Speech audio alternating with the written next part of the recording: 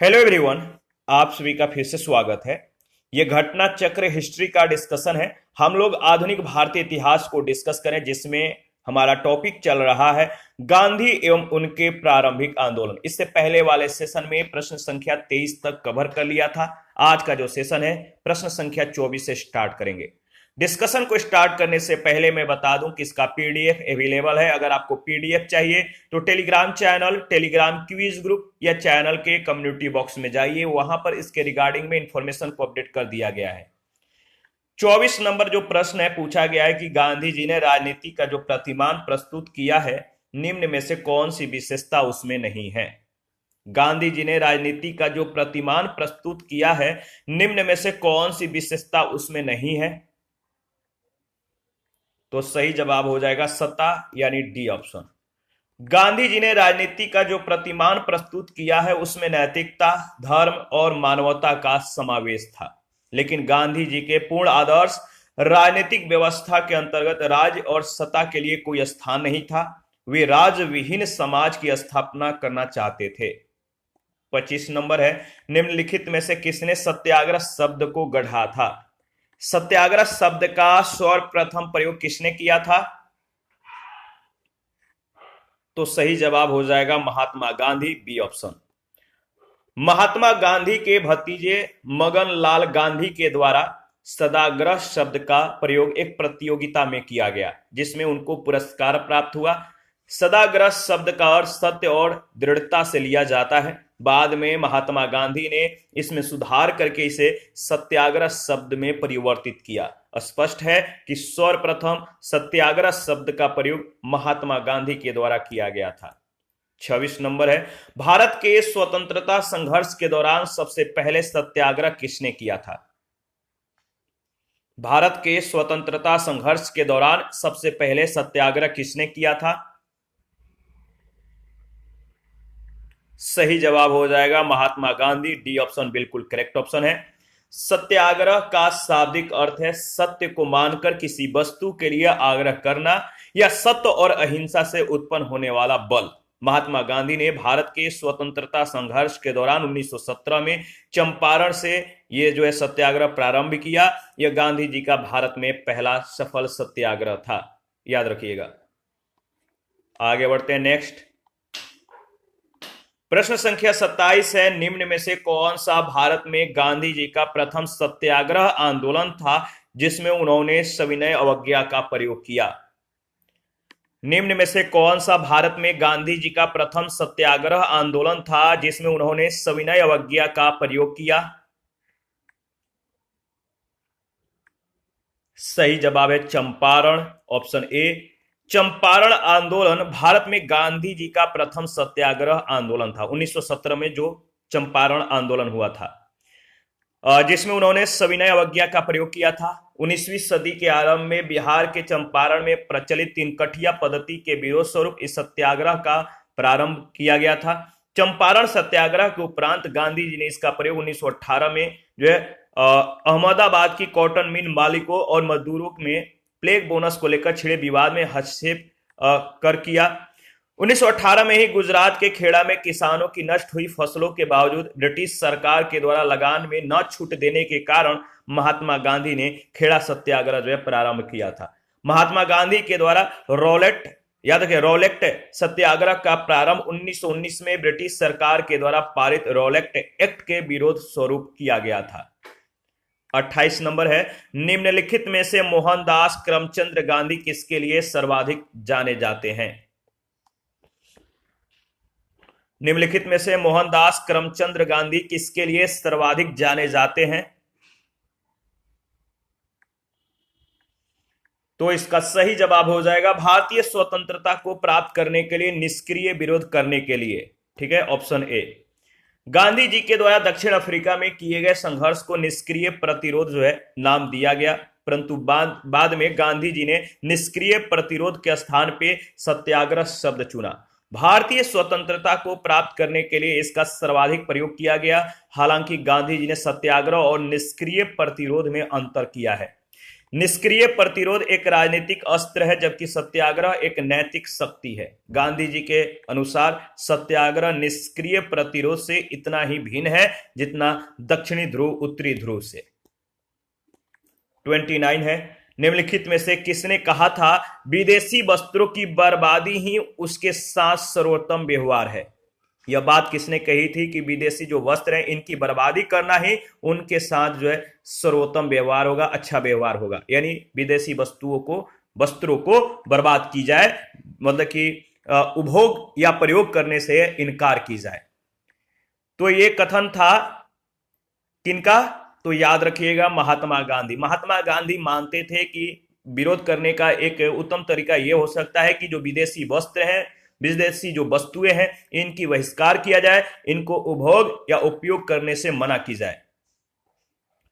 महात्मा गांधी ने विदेशी वस्त्रों को नष्ट करने को राष्ट्र के आत्मसम्मान से जोड़ते हुए कहा था कि विदेशी वस्त्रों की बर्बादी ही उनके साथ सर्वोत्तम व्यवहार होगा। 30 नंबर है, ब्रिटिश निर्मित उत्पादों का गांधी का बहिष्कार प्रभावी हुआ क्योंकि ब्रिटेन भारत को एक बड़ा क्या?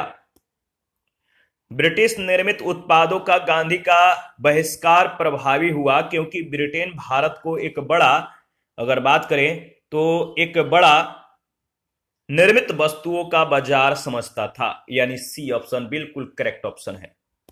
ब्रिटिश निर्मित उत्पादों का गांधी का बहिष्कार प्रभावी हुआ क्योंकि ब्रिटेन भारत को एक बड़ा निर्मित वस्तुओं का बाजार समझता था।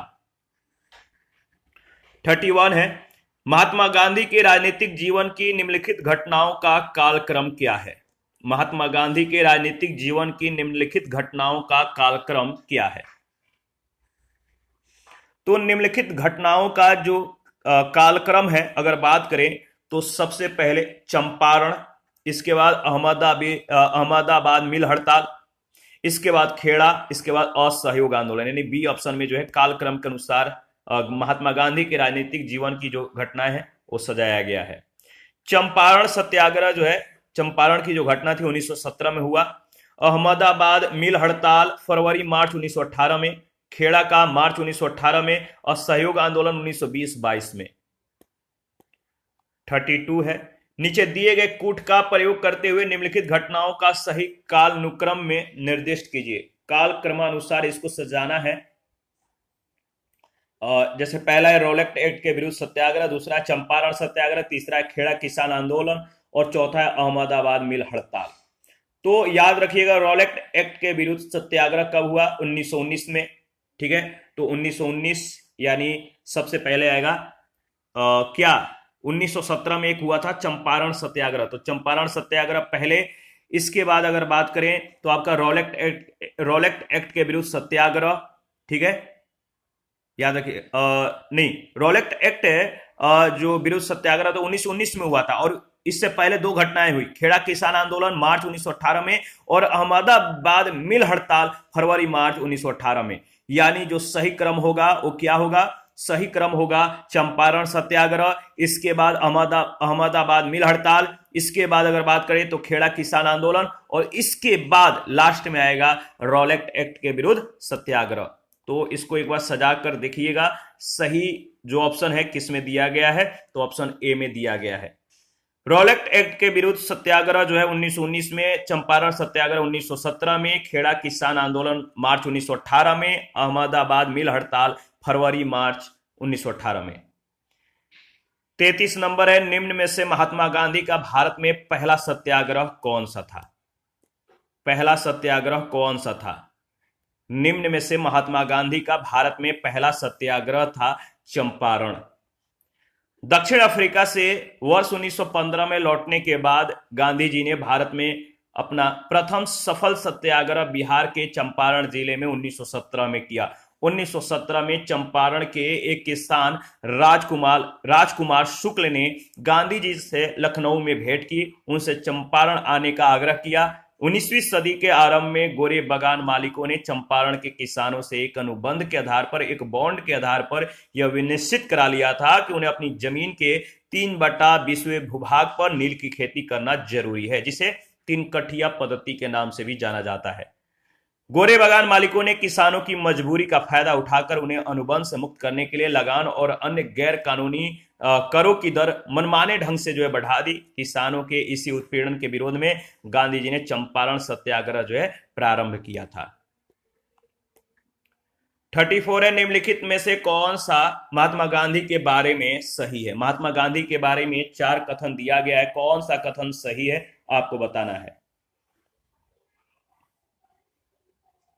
महात्मा गांधी के बारे में देखिए, पहला है कि उन्होंने अपनी प्रारंभिक शिक्षा राजकोट में प्राप्त की थी, बिल्कुल सही। कस्तूरबा के साथ उनका विवाह 13 वर्ष की आयु में ही हुआ था, 13 वर्ष की उम्र में, ये भी सही है, शुरू में ही डिस्कस किया था हम लोगों ने। उन्होंने विधि का अध्ययन द इनर टेम्पल लंदन में किया था, ये भी सही है। वे रस्किन की पुस्तक अनटू द लास्ट में अनटू द लास्ट जो है, इनसे सबसे ज्यादा ये प्रभावित हुए थे, इस पुस्तक से। रस्किन की ये पुस्तक थी अनटू द लास्ट। तो इसका सही जवाब हो जाएगा डी ऑप्शन। चारों जो है स्टेटमेंट इनके संदर्भ में सही है। मोहनदास करमचंद गांधी का जन्म 2 अक्टूबर 1869 को गुजरात के पोरबंदर नामक जगह पर हुआ था। उनकी प्रारंभिक शिक्षा राजकोट में हुई। महात्मा गांधी का अल्पायु यानी 13 वर्ष की उम्र में कस्तूरबा गांधी के साथ विवाह हो गया था। उन्होंने द इनर टेम्पल लंदन से बैरिस्ट्री का प्रशिक्षण लिया, शिक्षा ग्रहण किया और महात्मा गांधी रस्किन की पुस्तक अनटू द लास्ट से सर्वाधिक जो है प्रभावित हुए थे। 35 नंबर है, महात्मा गांधी ने कहा था कि उनकी कुछ सबसे गहन धारणाएं अनटू द लास्ट नामक पुस्तक में प्रतिबिंबित होती हैं और इस पुस्तक ने उनके जीवन को ही बदल डाला। इस पुस्तक का वह संदेश क्या था जिसने महात्मा गांधी को बदल डाला था? महात्मा गांधी ने कहा था कि उनकी कुछ सबसे गहन धारणाएं अनटू द लास्ट नामक पुस्तक में प्रतिबिंबित होती हैं और इस पुस्तक ने उनके जीवन को जो है बदल डाला, चेंज कर डाला। इस पुस्तक का वह संदेश क्या था जिसने महात्मा गांधी को काफी जो है प्रभावित कर डाला था? तो ये जो संदेश था, व्यक्ति का जो कल्याण है सबके कल्याण में ही निहित है, यानी बी ऑप्शन बिल्कुल करेक्ट ऑप्शन है। यह कथन इनके जीवन को ही बदल दिया था। महात्मा गांधी ने अपने द अफ्रीका प्रवास के दौरान जॉन रस्किन की पुस्तक अनटू द लास्ट पढ़ी थी। गांधी जी ने अपनी आत्मकथा में लिखा है कि इस पुस्तक ने उनके जीवन को ही चेंज कर दिया, परिवर्तित कर दिया। इसकी समीक्षा में गांधी जी ने 3 बातों को नोट किया जिसमें प्रमुख है व्यक्ति का कल्याण सबके कल्याण में निहित है। 36, गांधी जी विचारधारा किनसे प्रभावित रही है? गांधीवादी जो विचारधारा है किनसे प्रभावित रही है? गांधीवादी जो विचारधारा है, गांधीवादी विचारधारा ये किससे प्रभावित रही है? तो रस्किन से, थोरो से, टॉल्स्टॉय से, उपयुक्त सभी से, यानी डी ऑप्शन। धर्मनिरपेक्ष लेखकों में गांधीवादी विचारधारा को थोरो, रस्किन और टॉल्स्टॉय ने सबसे अधिक प्रभावित किया है। गांधी जी ने थोरो से सविनय अवज्ञा और कर बंदी की प्रेरणा पाई। रस्किन से गांधी जी ने शारीरिक परिश्रम का आदर करना सीखा और टॉल्स्टॉय के प्रसिद्ध वाक्य ईश्वर का राज तुम्हारे भीतर है से गांधी जी काफी प्रभावित हुए और यह उनके अहिंसक असहयोग का आधार बना। 37 है, निम्न में से किस आंदोलन से गांधी जी संबंधित नहीं थे? किस आंदोलन से गांधी जी संबंधित नहीं थे? तो सही जवाब है स्वदेशी आंदोलन, यानी ऑप्शन ए। याद रखिएगा, ऑप्शन ए। गांधी जी स्वदेशी आंदोलन से संबंधित नहीं थे। स्वदेशी आंदोलन 1905 में बंगाल विभाजन के विरोध में हुआ था। उस समय महात्मा गांधी दक्षिण अफ्रीका में थे। 38, निम्नलिखित सत्याग्रहों में से किसका नेतृत्व महात्मा गांधी ने नहीं किया था? निम्नलिखित सत्याग्रहों में से किसका नेतृत्व महात्मा गांधी ने नहीं किया था? तो सही जवाब हो जाएगा बारदोली, यानी सी ऑप्शन। गांधी जी ने खेड़ा सत्याग्रह 1918, सविनय अवज्ञा आंदोलन 1930, भारत छोड़ो आंदोलन 1942 का नेतृत्व किया, जबकि बारदौली सत्याग्रह 1928 का नेतृत्व गांधी जी ने नहीं बल्कि सरदार वल्लभ भाई पटेल ने किया था। याद रखिएगा। 39 है, निम्न कथनों में से गांधी जी के संदर्भ में कौन सही है? गांधी जी के संदर्भ में कौन सही है?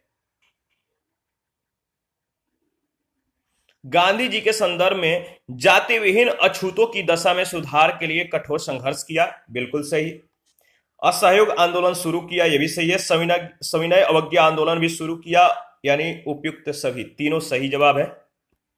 गांधी जी ने जाति विहीन अछूतों की दशा में सुधार के लिए कठोर संघर्ष किया।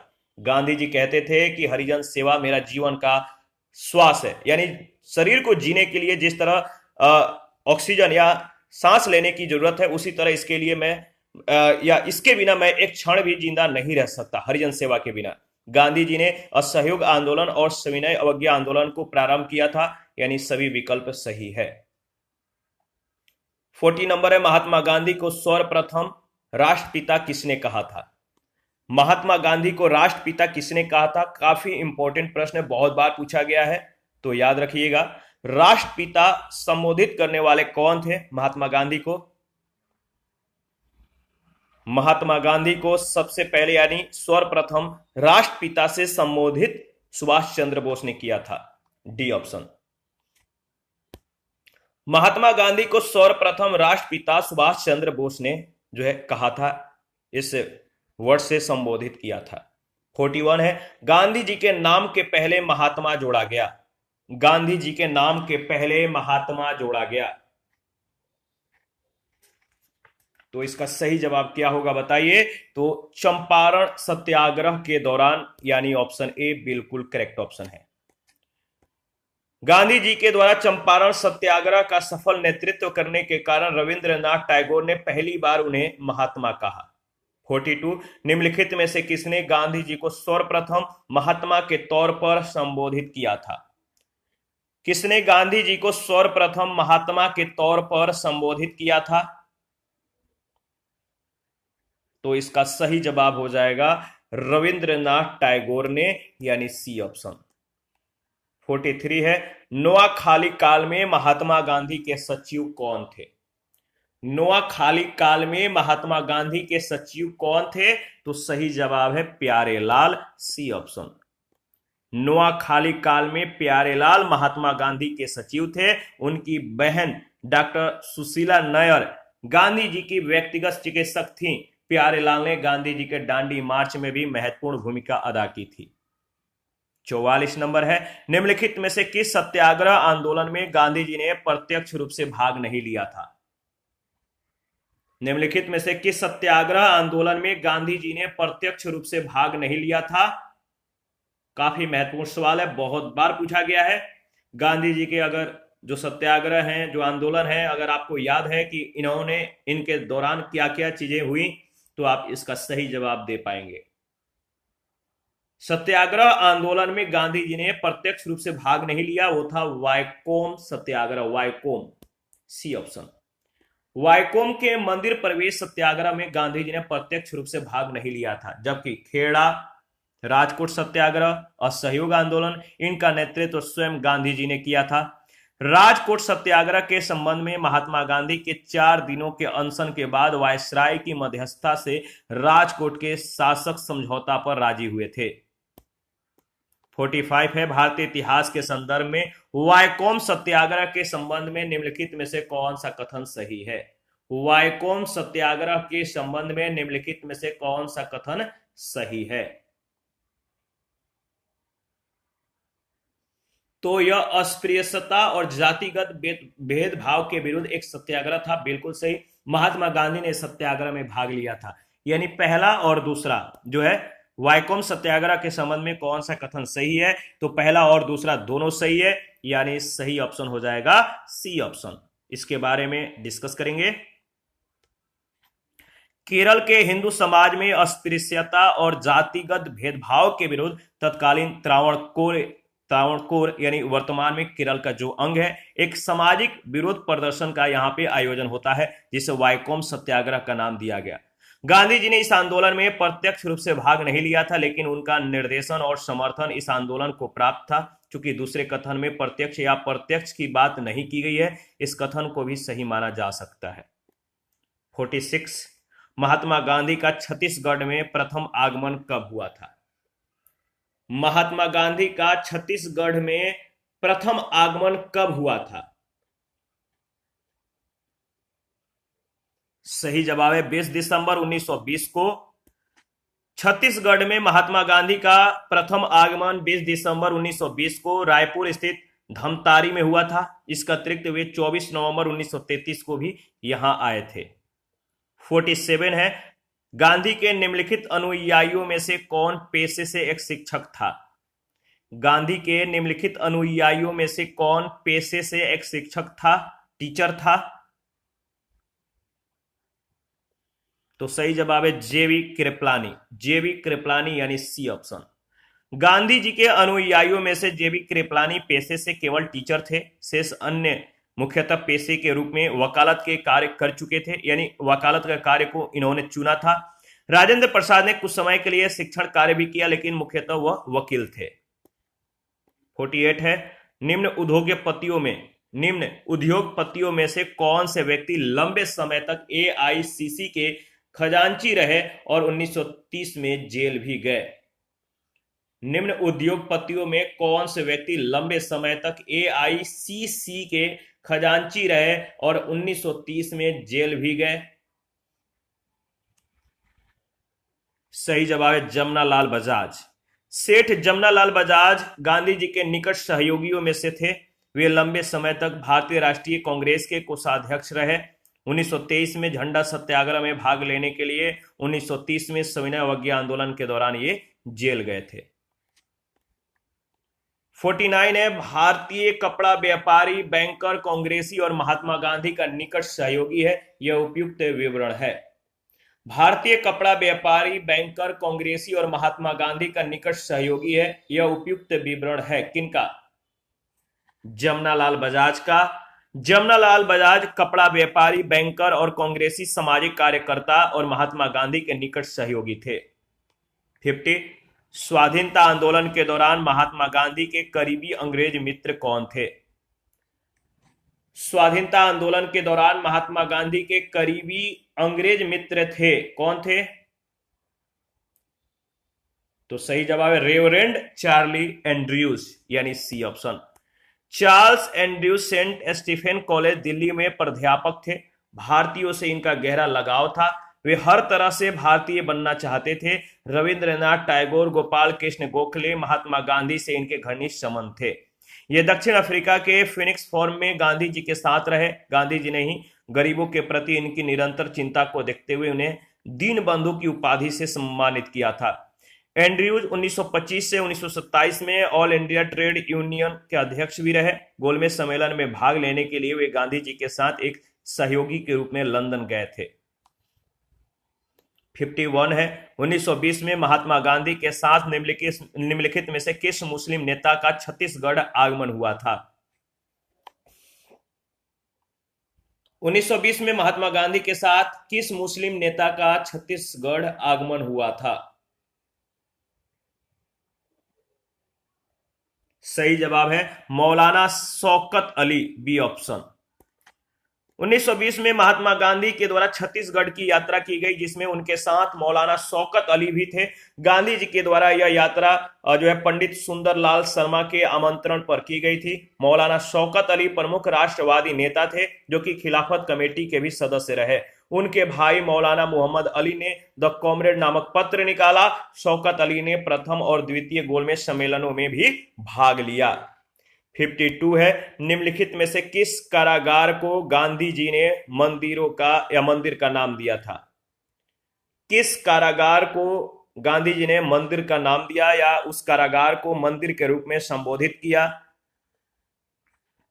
तो सही जवाब है Yerwada jail, B option. Yerwada jail को गांधी जी ने मंदिर की संज्ञा दी। यरवदा कारागार जो कि महाराष्ट्र के पुणे जिले में स्थित है। गांधी जी को 1930 में बंदी के रूप में यहां भेजा गया था। यहां से गांधी जी साबरमती के आश्रम वासियों को प्रत्येक सप्ताह पत्र के रूप में अपने संदेश जो है भेजा करते थे। यरवदा जेल में गांधी जी ने अपने अनुभवों और आध्यात्मिक प्रगति की समीक्षा करते हुए यरवदा कारागार को मंदिर की संज्ञा दी। 53, भारत की स्वाधीनता के समय महात्मा गांधी क्या थे? भारत की स्वाधीनता के समय महात्मा गांधी क्या थे? तो उस समय महात्मा गांधी कांग्रेस के सदस्य नहीं थे, याद रखिएगा, बी ऑप्शन बिल्कुल करेक्ट ऑप्शन है। भारत की स्वाधीनता के समय महात्मा गांधी कांग्रेस के सदस्य नहीं थे। 1934 में गांधी ने कांग्रेस से इस्तीफा दे दिया था। वे फिर कांग्रेस के औपचारिक रूप से सदस्य नहीं बने। राजनीतिक परिदृश्यों पर उनका शक्तिशाली मार्गदर्शी प्रभाव छाया रहा। 54 है, गांधी जी के मृत्यु पर किसने कहा था हमारे जीवन से प्रकाश चला गया है?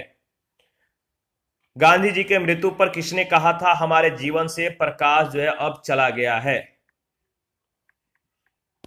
तो यह बात जवाहरलाल नेहरू के द्वारा कहा गया था। जवाहरलाल नेहरू ने कहा था। 30 जनवरी 1948 को नाथूराम गोडसे ने गांधी जी को गोली मारकर हत्या कर दी। उनके मृत्यु पर भारत के तत्कालीन प्रधानमंत्री पंडित जवाहरलाल नेहरू ने कहा था हमारे जीवन से प्रकाश चला गया है, हमारे चारों ओर अंधकार ही अंधकार है, मैं नहीं समझ पा रहा हूं कि आपसे क्या कहूं और कैसे कहूं। राष्ट्रपिता जिन्हें हम प्यार से बापू कहते थे हमारे बीच नहीं रहे। 55 है, गांधी जी को वन मैन बाउंड्री फोर्स कहकर किसने संबोधित किया? गांधी जी को वन मैन बाउंड्री फोर्स कहकर किसने संबोधित किया था? काफी महत्वपूर्ण सवाल है। वन मैन बाउंड्री फोर्स कहकर संबोधित करने वाले थे माउंटबेटन। इन्होंने कहा था, माउंटबेटन ने गांधी जी को वन मैन बाउंड्री फोर्स की उपाधि प्रदान की थी और कहा जो काम 50,000 हथियारबंद सिपाही नहीं कर सकते थे वे काम गांधी जी ने कर दिखाया। 56 है, निम्न में से किसने महात्मा गांधी को आदेशित किया था कि वह भारत में प्रथम वर्ष खुले कान पर मुंह बंद कर व्यतीत करें? खुले कान पर मुंह बंद कर व्यतीत करें। गांधी जी को आदेशित किसने किया था? तो गोपाल कृष्ण गोखले, जो कि इनके राजनीतिक गुरु भी थे। महात्मा गांधी गोपाल कृष्ण गोखले को राजनीतिक गुरु मानते थे। गोपाल कृष्ण गोखले ने ही महात्मा गांधी को आदेशित किया था कि वह भारत में प्रथम वर्ष खुले कान के साथ लेकिन मुंह बंद करके व्यतीत करें। 57 भारतीय राजनीति में प्रवेश के पूर्व 1 वर्ष तक देश में पर्यवेक्षक और विद्यार्थी के रूप में रहने की सलाह गांधी जी को किसने दी थी? भारतीय राजनीति में प्रवेश के पूर्व 1 वर्ष तक देश में पर्यवेक्षक और विद्यार्थी के रूप में रहने की सलाह गांधी जी को किसने दी थी? किसने दी थी? इसका सही जवाब हो जाएगा गोपाल कृष्ण गोखले ने, यानी सी ऑप्शन। 58 है, निम्नलिखित में से कौन कहा करते थे कि गलत साधन हमें कभी भी सही उद्देश्य तक नहीं ले जा सकते?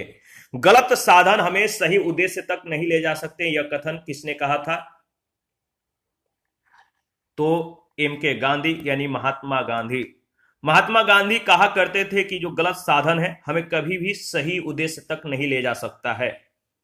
59 है, पूछा गया है कि निम्नलिखित में से कौन इस सिद्धांत के प्रबल समर्थक थे कि जो नैतिक दृष्टिकोण से गलत है वह राजनीतिक दृष्टिकोण से कभी सही नहीं हो सकता? जो नैतिक दृष्टिकोण से गलत है वो राजनीतिक दृष्टिकोण से भी गलत ही होगा, इसका मतलब है। तो बताइए ये कथन किसने कहा था? Mahatma Gandhi, C option. महात्मा गांधी राजनीति में नैतिक मूल्यों की स्थापना के प्रबल समर्थक थे। उनका मानना था कि नैतिकता विहीन राजनीति राज के गर्त में, यानी राज को गड्ढे में ले जा सकती है। वे मानते थे कि जो नैतिक दृष्टिकोण से गलत है वह राजनीतिक दृष्टिकोण से कभी सही नहीं हो सकता है। इसीलिए गांधी जी के बारे में कहा जाता है कि वे राजनीतिज्ञों में संत थे और संतों में राजनीतिज्ञ। आगे बढ़ते हैं नेक्स्ट प्रश्न संख्या 60। गांधी जी ने अपना पहला सत्याग्रह आरंभ किया। गांधी जी ने अपना पहला सत्याग्रह आरंभ किया मजदूरों को कम वेतन दिए जाने के विरुद्ध, यानी सी ऑप्शन। गांधी जी ने सत्याग्रह का पहला प्रयोग 1917 में चंपारण में किया। उसके बाद दूसरा प्रयोग फरवरी मार्च 1918 में अहमदाबाद की कॉटन मिल के औद्योगिक मजदूरों की कम मजदूरी के विरुद्ध संघर्ष किया। प्रश्न के उत्तर में दिए गए विकल्पों में चंपारण का नाम न होने के कारण अहमदाबाद के सत्याग्रह प्रयोग का ही प्रथम सत्याग्रह के रूप में चयन किया जाएगा। अहमदाबाद में मिल मालिकों और मजदूरों को प्लेग बोनस को लेकर जो विवाद छेड़े हुए थे, गांधी जी के 3 दिन के अनशन के बाद यानी भूख हड़ताल के बाद मिल मालिक इस मामले में मध्यस्थता के लिए तैयार हो गए थे और उन्हें बोनस देना भी पड़ा था। इसी के साथ आज का जो सेशन है समाप्त करेंगे। नेक्स्ट सेशन में बचे हुए प्रश्न को जो है हम लोग कवर करेंगे। आप जो है चैनल को सब्सक्राइब और ज्वाइन करके हमें प्लीज सपोर्ट करें। आप लोगों का सपोर्ट हमारे लिए काफी महत्वपूर्ण है और कुछ लोग बिल्कुल सपोर्ट करें, तहे दिल से उनका जो है शुक्रिया है। इसी तरह हमें सपोर्ट करते रहें। चैनल को सब्सक्राइब करें, ज्वाइन करें। और जिन लोगों ने Telegram channel, Telegram quiz group, Facebook page, Instagram को ज्वाइन नहीं किया, वीडियो के डिस्क्रिप्शन बॉक्स में उसका लिंक है, आप लोग ज्वाइन कीजिए। और प्लीज मिलते हैं हम लोग नेक्स्ट सेशन में। तब तक के लिए इतना ही। Thank you.